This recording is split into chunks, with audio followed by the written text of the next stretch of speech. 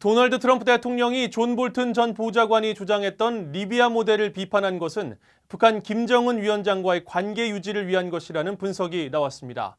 대북 제재 완화 여부에 대해서는 분석이 엇갈렸습니다. 미국 전문가들의 반응을 김영교 기자가 보도합니다. 데니스 와일더 전 백악관 아시아 담당 선임 보좌관은 북한 핵 문제에 대한 존 볼튼 전 보좌관의 리비아 방식 주장은 도널드 트럼프 대통령의 북한 문제 접근 방식에 걸림돌로 작용됐을 것으로 평가했습니다.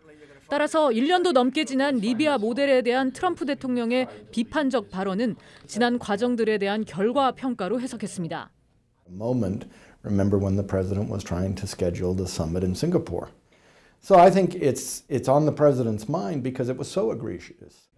데이비드 맥스웰 민주주의 수호재단 선임 연구원은 트럼프 대통령이 볼튼 보좌관과 리비아 모델을 동시에 비판한 건 다분히 김정은 위원장을 의식한 발언으로 분석했습니다. 미북 협상을 이어가기 위해 김정은 위원장과의 관계를 지키기 위한 노력의 일환으로 해석된다고 말했습니다. Almost every time that President Trump speaks about North Korea, he is trying to protect his relationship with Kim Jong-un.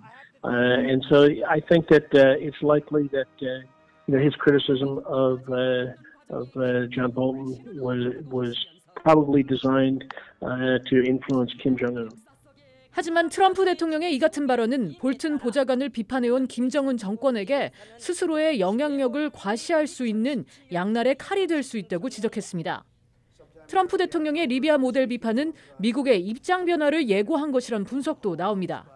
프랭크 자누지 맨스필드 재단 대표는 이메일 답변을 통해 북한의 비핵화는 리비아와 달리 시설의 규모 면에서 더 시간이 걸리는 작업이라면서 트럼프 대통령의 발언은 실용성에 방점을 둔 것이라고 해석했습니다.